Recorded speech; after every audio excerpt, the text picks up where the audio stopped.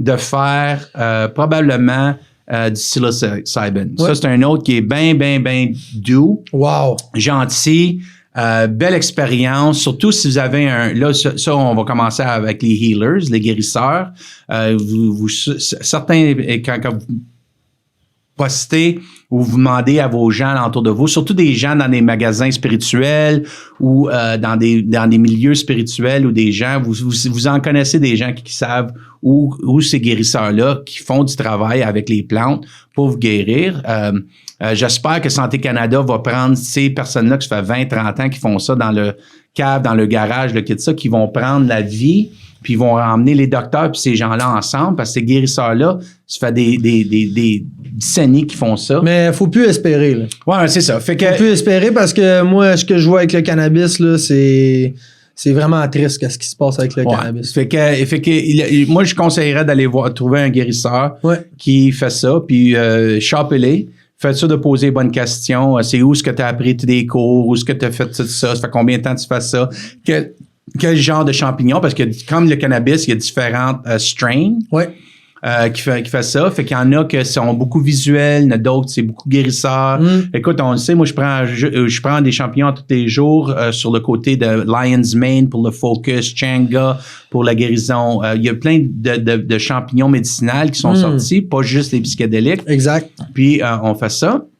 Après ça, j'irai avec le MDMA. Mais attends, la psilocybine, tu prends ça avec quoi?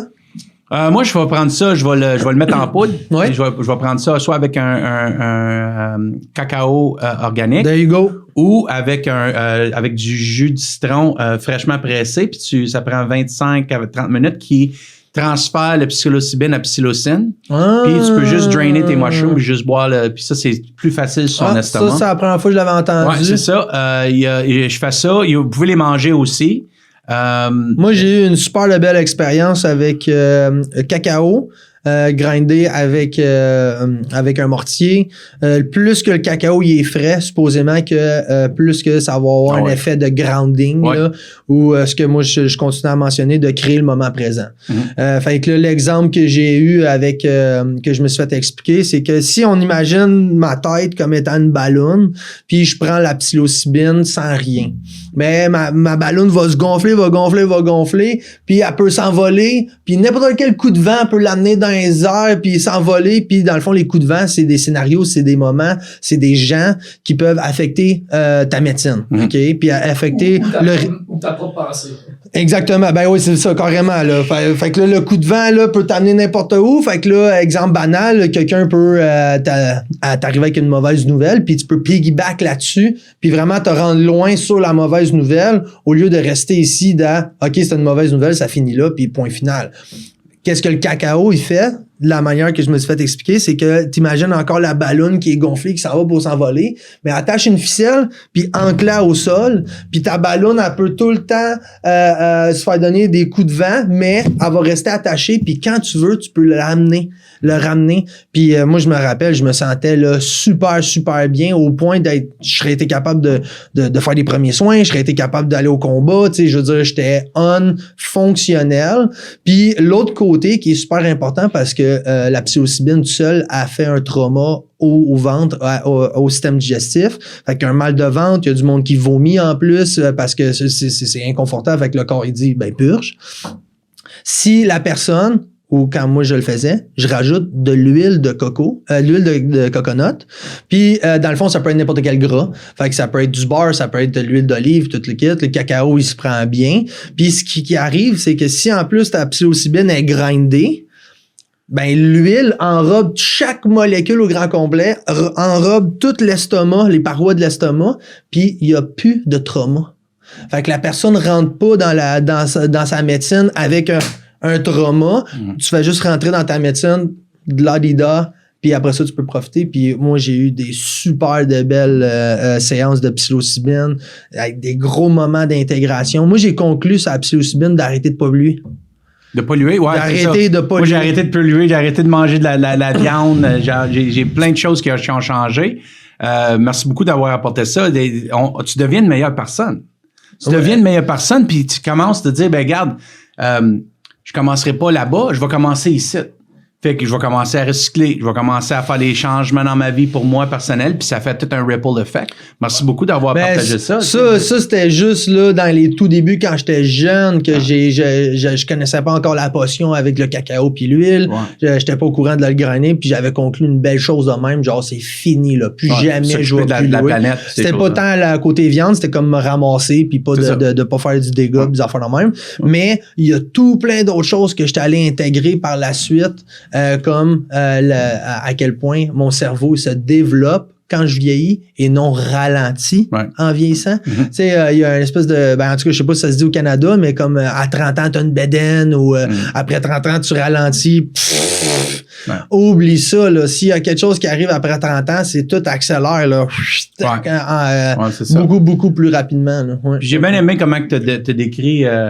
tu as décrit le settings, right? Quand vous allez faire ces médecines sacrées-là, faites sûr que vous êtes entouré de bonnes personnes qui sont soit sur la même longueur d'onde que vous, qui font la guérison aussi, qui a quelqu'un qui, comme je vous dis, un guérisseur qui s'occupe de toutes ces choses-là, un shaman, un medicine man, ou quelqu'un qui se fait un espèce de leader là, dans le groupe qui va... leader dans le groupe que maintenant, justement, quand moi ça arrive, là, maintenant je commence à apprendre plus à propos des plantes, je commence à faire de l'étude, je suis en train de faire une certification pour le Science of Psychedelics, ces choses-là, pour pouvoir répondre à plusieurs questions puis plusieurs situations. Parce que c'est une belle médecine, mais il faut un back and forth. Il faut qu'il y ait quelqu'un qui soit capable de discuter avec toi, parce qu'on a souvent discuté nous autres, si on conclut tout seul.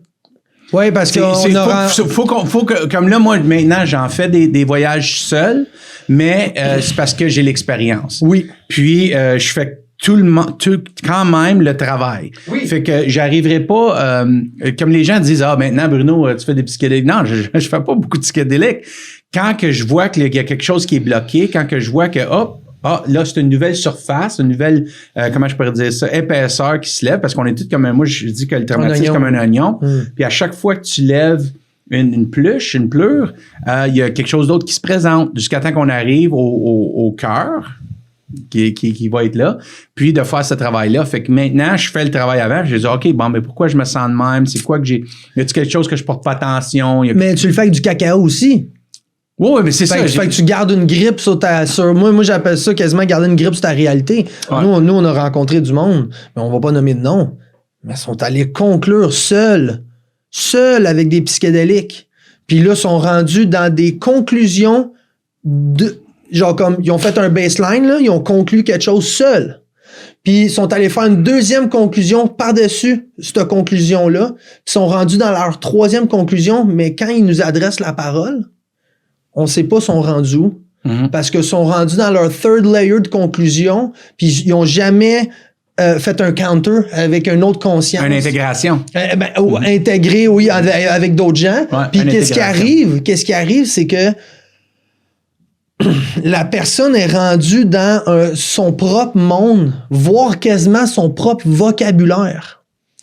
C'est dans ce sens-là que pas nécessairement c'est dangereux au point d'aller blesser d'autres gens, même si tu peux avoir des bad trips, mais je veux dire... Ben, c'est comme toute chose. C'est faire comme toute ça chose. Avec des gens. Tu peux te blesser avec du cannabis, tu peux te blesser avec des psychédéliques, tu peux te blesser avec, avec de l'eau. Avec de l'eau, elle est entraînée avec tout ça, ces choses-là. Ouais. C'est juste d'avoir justement les bonnes personnes alentour de toi, les personnes qui connaissent ça, les personnes qui peuvent te guider. Puis, c'est pour ça que je suggère toujours l'Académie Necessity Psychotherapy, parce que ça va vous donner une fondation de qu'est-ce que les autres choses devraient avoir de l'air. Parce que comme toute chose, il y a des charlatans qui sont à l'extérieur, qui vont vous dire, OK, prends ça. Puis surtout, encore une fois, aux auditeurs, c'est illégal. Fait que donc, vous devriez trouver des places pour aller acheter ça. Puis, le gars sur le coin de la rue, c'est peut-être moi une personne. La meilleure personne à aller voir. J'ai entendu aussi dans longtemps là, qu'il y a du monde qui font sécher des champignons comestibles, normal. Puis une fois sèches, ils les mettent dans une panne avec du LSD. Puis après ça, ils disent que c'est de la psilocybine. Ouais, ben c'est ça. C'est plate à dire parce que pourquoi passer à travers tout ce travail-là quand que tu peux juste faire pousser les champignons puis faire ces choses-là. Parce que tu peux acheter ça, ces kits-là, puis les faire pousser chez vous. Mais comme toujours, la source est importante. Ouais. Les gens, l'information, information's power. Il y a une clinique à Montréal, ça s'appelle Mindspace. Ils ont les exemptions médicales Montréal aussi. Je crois qu'ailleurs au Canada, il y a Field Trip à Toronto, il y a Field Trip à Fredericton, il y a Newly en Alberta, il y a Field Trip à Vancouver.